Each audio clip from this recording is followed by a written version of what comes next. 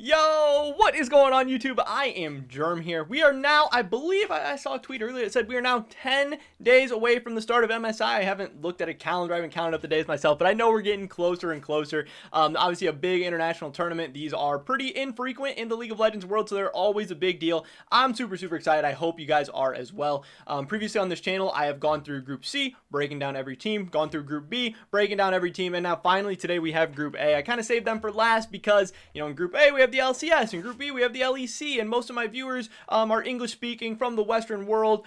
So Group A maybe isn't as interesting or as exciting to a lot of the people, so I wasn't sure if I was even going to cover it or what I was going to do, but in Stage 2, these are still the teams that are going to be taking on the LEC, the LCS, the LCK, and obviously the LPL being one of the best regions in the world. I still wanted to cover it still, give it the full breakdown it does deserve. So this group is going to be the LCO, the LCL, the VCS, and the LPL. We're going to be taking a look at who these teams are that are going to be representing these regions, how they did in the spring season, how their regions have done historically at past international events, and hopefully be giving you guys everything you need to know headed into MSI. But before we get into that, I just want to mention real quick, if you guys have not already, please take a second. It's that time where we smash the like button. I would appreciate it so much. It really does help me out with the YouTube algorithm. Also subscribe to stay up to date on all my latest content so you guys don't miss out on anything we got going on in the future.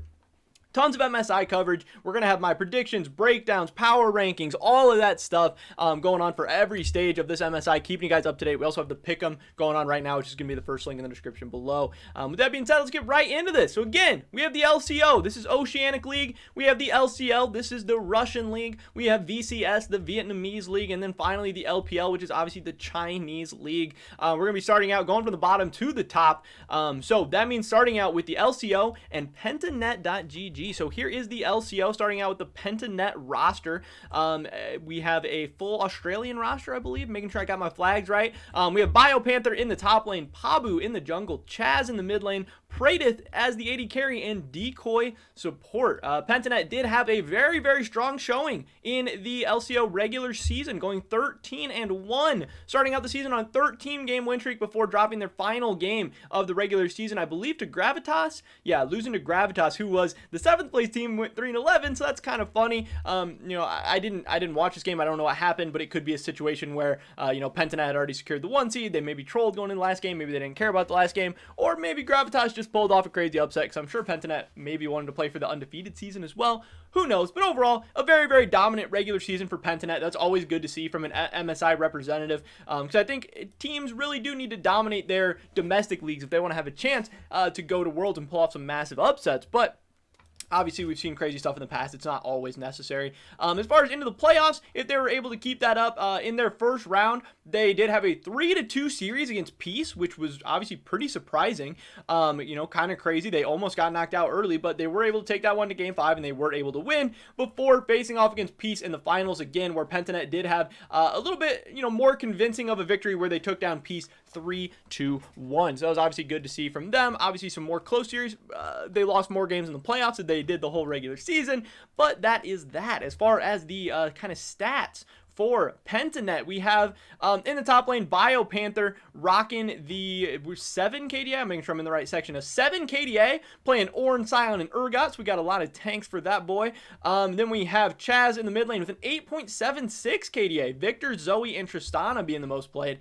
Decoy 8.76, the exact same KDA. Pretty funny, pretty crazy. On supports, rocking Seraphine, Alistar, and Thresh. Pabu in the jungle with an 8.14 KDA. Hecarim, Udyr, and Olaf, some pretty standard, the junglers of the meta that have been kind of the whole season for pretty much teams all over the world. And then finally, Pradith as an AD carry with 4 champions played. That's kind of crazy, kind of a small pool. But a 7.43 KDA on Kai'Sa, Xayah, and Aphelios. So it seems like, Pradith was probably playing a lot of the same AD carries, because I believe CP is champions picked. And yeah, he only had 4 the whole season, so that's kind of crazy. But pretty good champion pools from everybody else on the team. It does seem like, obviously, again, this team was dominant in the regular season, so their KDAs, their stats, everything's going to be good.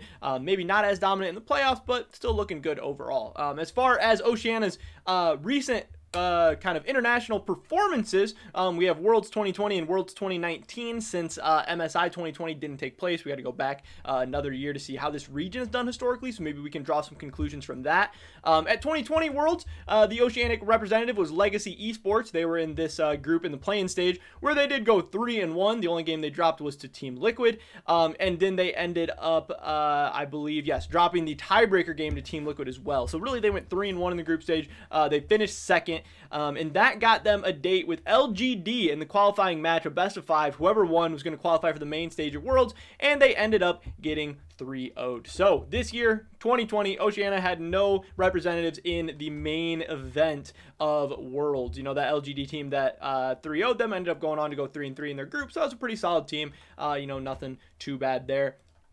Then we have the 2019 Worlds, where we have the Oceanic representative, which is Mammoth, who went 0-2 against Clutch Gaming, but went 2-0 against Unicorns of Love. And despite being 2-0 against Unicorns of Love, they went on to lose that tiebreaker match against Unicorns of Love.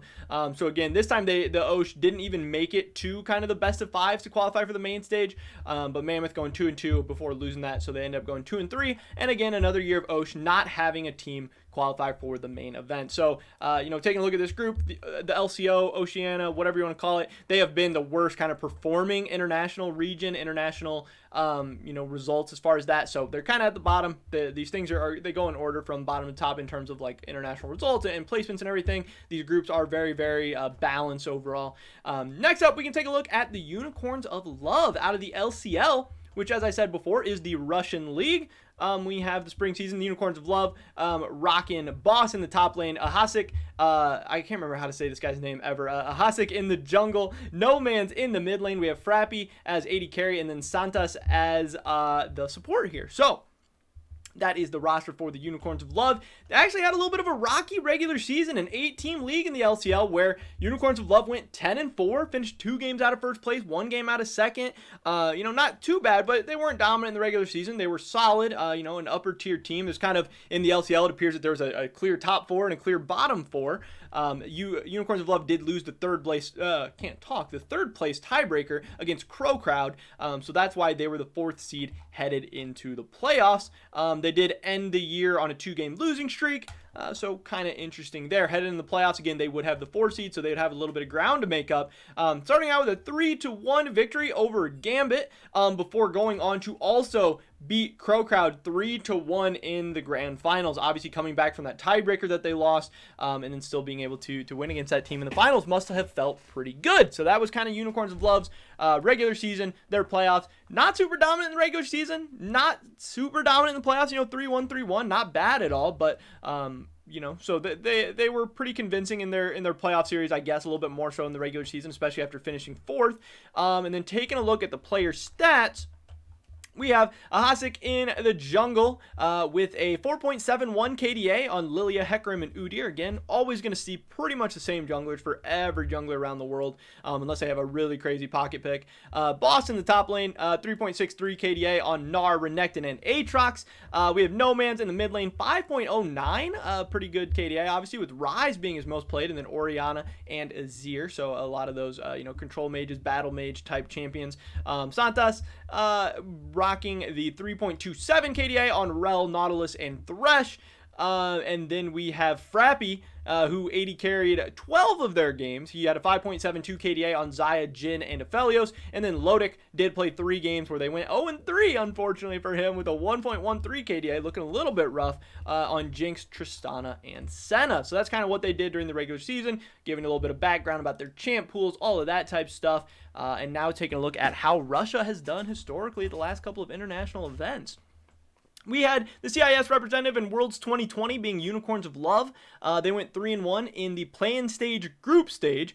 They did lose a game to Rainbow 7, I believe. Yes, they lost a game to Rainbow 7, meaning that they actually took down LDG. They took down PSG Talon. They took down V3. So had a pretty good group stage. Could have made it out of their group. They would have just found a way to beat Rainbow Seven. Unfortunately, they didn't. This led to them, having to get to the qualifying rounds where they did a 3-0 victory. Well, this is after they lost the first break tiebreaker to PSG Talon. Then they ended up winning this series 3-0 against Supermassive, which did qualify them for the group stage, where unfortunately things did not go very, very well for them.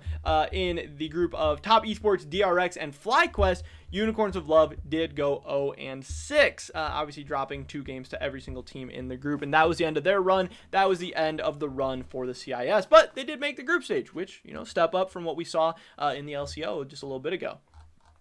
Worlds 2019, we have the Unicorns of Love once again representing the CIS. Unicorns 2-0'd Clutch, but went 0-2 against Mammoth.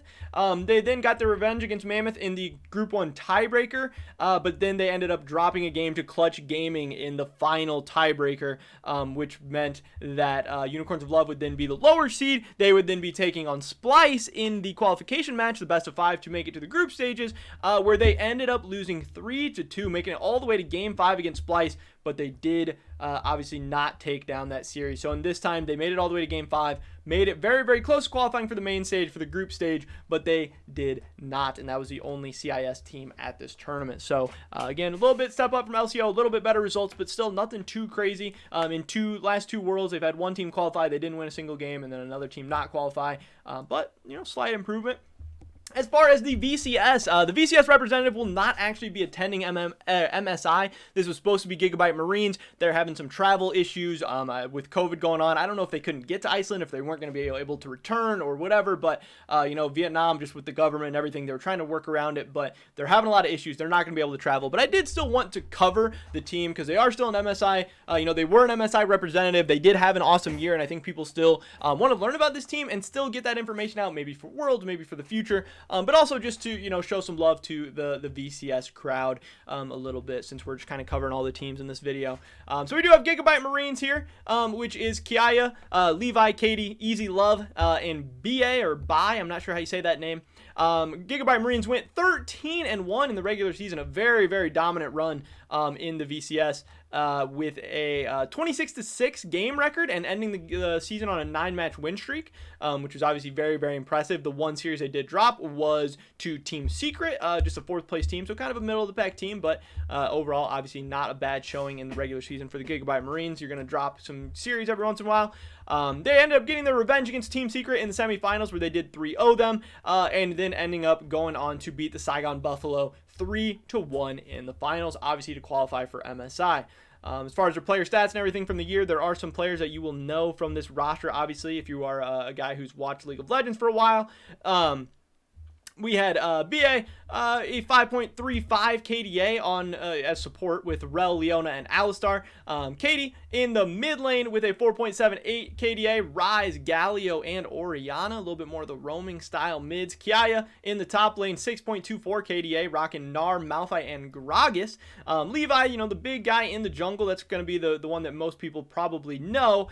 With a 6.39 KDA, Udyr, Lilia, Hecarim, the normal junglers style, 4.83 KDA on Kai'Sa, Tristana, and Xayah. And then finally, we have Easy Love, who played 6 games as AD carry with a 5 KDA on Xayah and Kai'Sa. So that's how the VCS, representatives looked at the last couple of Worlds events, 2020. As far as the VCS, we have why can I not find it all of a sudden? For the VCS, VCS didn't go to Worlds 2020. I completely forgot. VCS actually did not make it to Worlds 2020 as well, obviously with COVID and everything going on. Team Flash would have played in the main event, and Gigabyte Marines would have played in the play-ins, but the Vietnamese teams were not allowed to participate. I just had a super kind of super dumb moment there. And then in 2019 Worlds, we did have Low-Key Esports going 2-2 in the play-in stage, group stage. The Vietnamese representative went 1-1 with Hong Kong Attitude, 1-1 with Mega, and this did get them to, why can I not find them, to a series against Damwon Gaming, which obviously, that's a tough battle where they did take a single game, but they did lose 3-1 in the end, obviously to not qualify. And then we have Gigabyte Marines, who was the main stage or the main group representative, going 0-2 against FPX, 1-1 against J-Team, and 0-2 against Splice for a final of 1-5. So, low-key made it to the qualifying match against Damwon. That's going to be a tough matchup. And then Gigabyte Marines going 1-5. So honestly, kind of similar results to the LCL. Not a huge difference there. It kind of would have been an interesting matchup to see these teams going head-to-head. But I think historically, the Gigabyte Marines have had some very, very good international tournament appearances and stuff. Finally, we're getting to the big boys. Royal Never Give Up, RNG, the LPL representative. Obviously, the LPL has been one of the best regions in the world for quite some time now. Yes, they didn't win the last World Championship, but they still had 2 out of the 4 teams in the semifinals. They had the most, top 4 teams in the world. This region's looking very, very strong once again, and they're looking like they might be maybe the favorites to win the tournament, or maybe just the top contenders to maybe take down Damwon Gaming Kia. So, here is your LPL representative, RNG. Xiaohu in the top lane, Wei in the jungle, Cryin in the mid lane, Gala at AD carry, and Ming as support. RNG had a very, very good regular season, finishing with a match record of 14-2 for an 88% win rate, 29-8 game score with a 78% win rate, ending the year on a 3-match win streak, which obviously, again, a very, very good showing in an absolutely stacked and loaded LPL. Tons of good teams here. EDG was really good throughout the year. Top, JD, Fun Plus, Suning still there from last year. A really, really stacked team. I mean, even IG finishing 9-7. Like, that's a scary, scary team in a lot of leagues around the world. Getting into the spring playoffs, which is crazy. There's so many teams in the LPL. Look at this bracket. Just absolutely massive. So much going on. We have RNG in their very first series, coming in as the 1 seed into the playoffs, getting 3-0'd by FPX. So right off the bat, things did not look good for RNG, but obviously, they would make a lower bracket run, beating out Top Esports 3-2 in the losers bracket, and then going on for another 5-game series against EDG, where they won 3-2 before getting their revenge on FPX in the finals 3-1, which is pretty crazy, obviously, after just getting 3-0'd by them, a couple rounds prior. But they learned from their mistakes. They made it through the losers bracket. Pretty crazy run. The LPL, so many teams in regular season, so many teams in the playoffs. If you win this gauntlet of a regular season and playoffs, you are obviously a very, very talented team. We've seen how, this team, this org has done historically. Big name, big brand, big players, some really crazy stuff. As far as what their regular season stats look like for RNG, we have Cryin in the mid lane with a 6.21 KDA. That's crazy. Oriana, Victor, and Azir. Gala 7.19 AD carry KDA with Kai'Sa, Xayah, and Tristana. And then Ming with a 4.46 KDA. Alistar, Gragas, Leona. Wei 5.21 KDA on Lilia, Hecarim, and Mudir. You could have guessed it. And then we have finally Xiaohu in the top lane, 4.46 KDA on Gnar, Lucian, and Gragas. As far as the LPL's last couple of Worlds events, we have them not with the team in the 2020 play-in stage, I do not believe. And then we have Suning Gaming, who went 4-2. They did win their group after beating G2 in this Group A tiebreaker. We have JD Gaming, who went 4-2 in this group, and they ended up getting second, obviously making it out. Also, China did have LGD. I completely forgot about that. I was looking for them at the top of these groups, but they are actually in the bottom. In the play-in stage, they did have LGD, who was the 4th seed from China.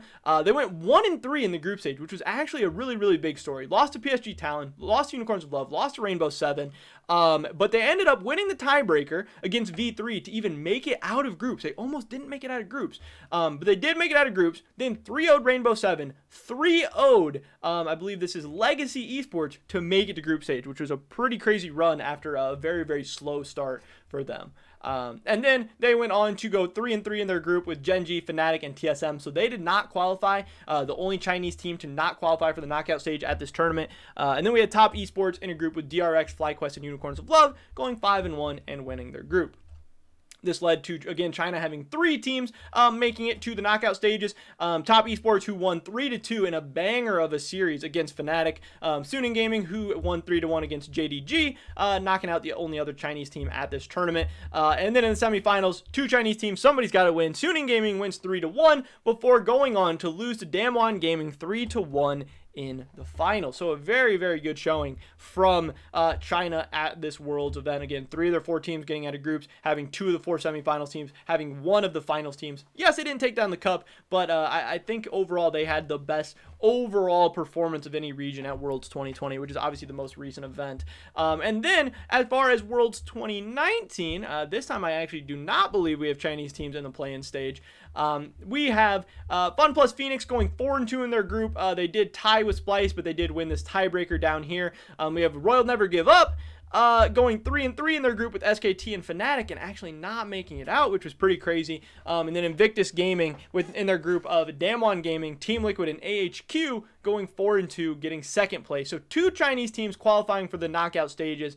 And we have here IG beating Griffin 3-1, and then FPX beating Fnatic 3-1. So then again, having 2 Chinese teams facing off in the semifinals. Somehow this keeps happening. FPX with a 3-1 over IG, the only Chinese team left. FPX going on to get a 3-0 of G2 in the final. So again, another tournament where China overall was probably the best, or this time they were definitely the best region. In 2020, they were maybe the best region.